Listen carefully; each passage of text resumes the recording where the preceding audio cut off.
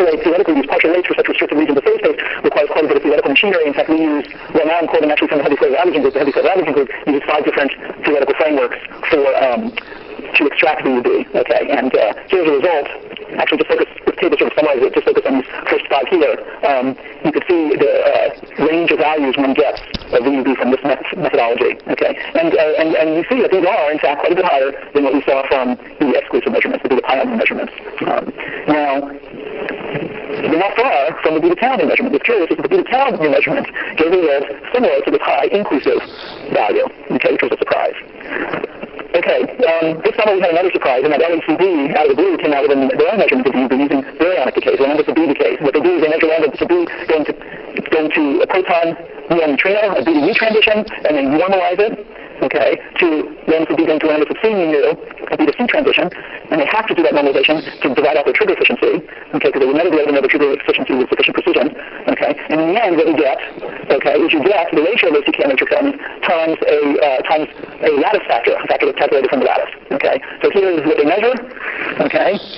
There is, my understanding is there's a single calculation of that lattice ratio, okay, it's given by that value there, and you plug this value into that formula, and you get this value of VUB out, okay, which is pretty good with precision, which precision is competitive with what we have from the exclusive decays and also from beta-tau mu, okay, and the central value of this comes out a little bit low. In fact, the central value of that is consistent with the exclusive measurements, notably lower than the tau mu result and the inclusive measurements.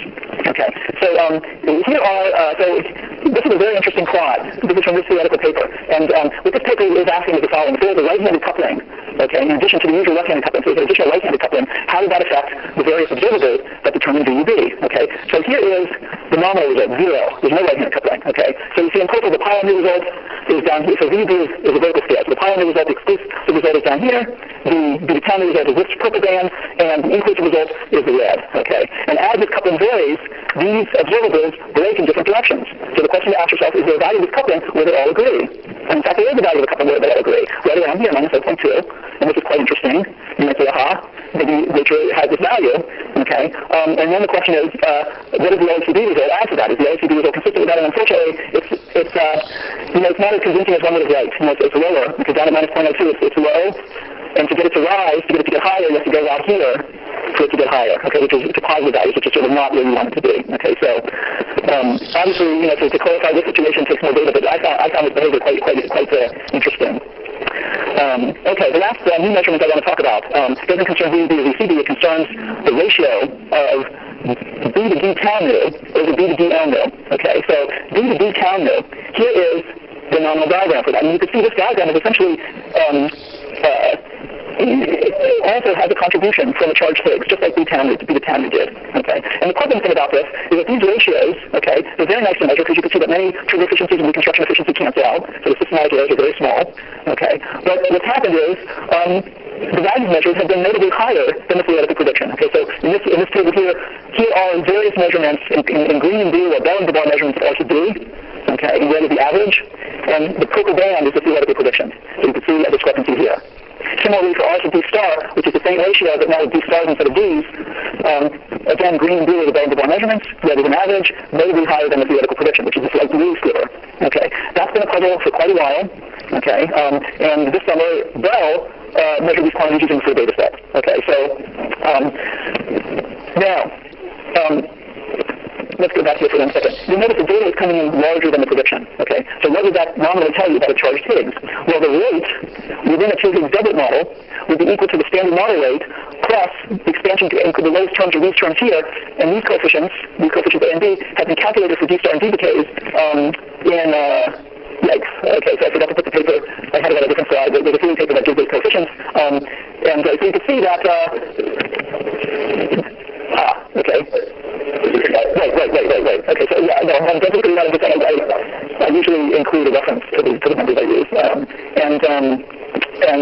what I want to say, because to get this higher, okay, we can certainly make it go higher with appropriate values of tangent beta over M sub H, and I'll show you what tangent beta over M sub H would satisfy the data. Okay, here's our recent paper. Okay.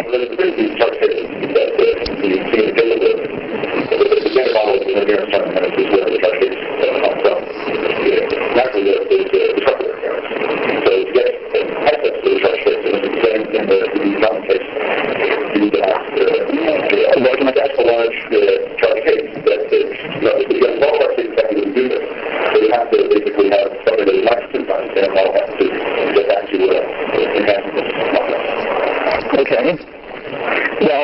Okay. Okay. I think I have it's augmented when tangent beta over MH, at first it depresses the rate, as Andrea says, because interference turns dominates, and then as you get larger, the quartic term takes over. I think I have that graphic right. Anyway, again, we have a missing neutrino. So to reconstruct this decays, we use missing mass, as I mentioned earlier, energy momentum conservation, and then we fully reconstruct one of these, okay, in the hadronic mode. So the data, let me point out the following. Here's a plot. On the left side of the slide is a plot of missing mass. Okay, and missing mass for a real signal decay should give us the mass of the neutrino. So if it was a real B to D counter decay, we should see a nice peak of 0. And sure enough, for much of the data, okay, for values in particular, for a lower range of missing mass squared, we do see a very significant peak of 0. Okay, and we fit that. For larger values of missing mass squared, actually what I should say is for larger values of missing mass squared, in particular D star counter, okay, that's missing more than a neutrino from the tau decay, okay, that's also missing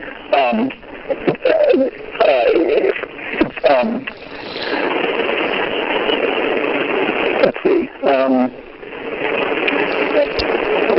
I'm sorry, it's also can be missing various daughters of a D double star decay. Okay, so what's happening is there is for D L for the denominator, we see the nice peak of the neutrino. For D tau in the numerator, okay, we have more than one neutrino in the decay. Okay, so it doesn't peak sharply at 0. It gives the whole spectrum going out to the side to larger values of missing mass squared. And at larger values of missing mass squared, you have a very substantial background coming in from D to D double star decays, okay, where the D double star gives missing energy, and it looks like a B to D double star L mu looks like a B to D tau mu decay, okay. So to unravel that, instead of fitting the missing mass squared spectrum, we fit a neural network spectrum, which is what we see on the right side of the slide, okay. Anyway,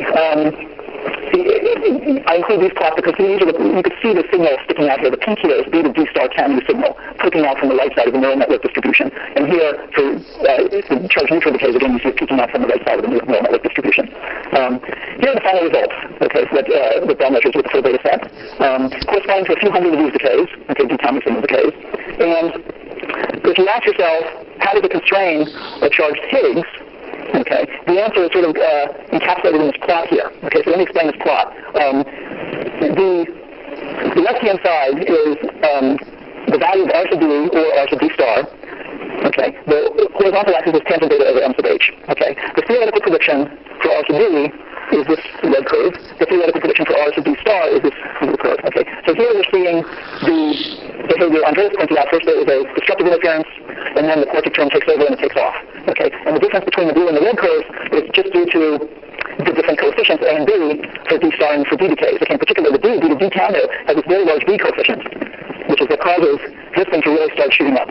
Okay, now the experimental value. Here's our nominal experimental value. Corresponds to tangent beta over MH of 0. And what I mean by nominal is this, that if there is a charge Higgs contributing to the decay, it changes the kinematics of the decay. And if it changes the kinematics of the decay, it turns out that the probability density functions for the missing mass squared and the neural network we use change slightly. Okay, so what you need to do, if you're going to consider a different value, if you're going to consider a charge Higgs contributing, what you need to do is choose your value of tangent beta over M sub H, figure out what your new probability density functions will look like for that value, and refit the data. And when you refit the data, you're going to get a slightly different measurement. Here are the measurements we get for tangent beta over MH of 0.5. Okay, which differs slightly from our nominal result, which is here, which corresponds to tangent beta over MH of 0. No charge Higgs contributing. Charge Higgs contributing. Okay, so in red and blue are the experimental values for no charge Higgs contributing, and this red and blue are the experimental values for tangent beta over MH of 0.5. Okay, so then we investigate these 2 points, and you can see that, for no charge Higgs, we're consistent with the theoretical prediction. For this value of tangent beta over MH, we're not inconsistent. Okay, it's hard to really draw a conclusion out here. Okay, what would have been interesting maybe to calculate in this region here. Okay, that might show some discrepancy with R sub D. Okay, it's hard to say from that particular point. Okay.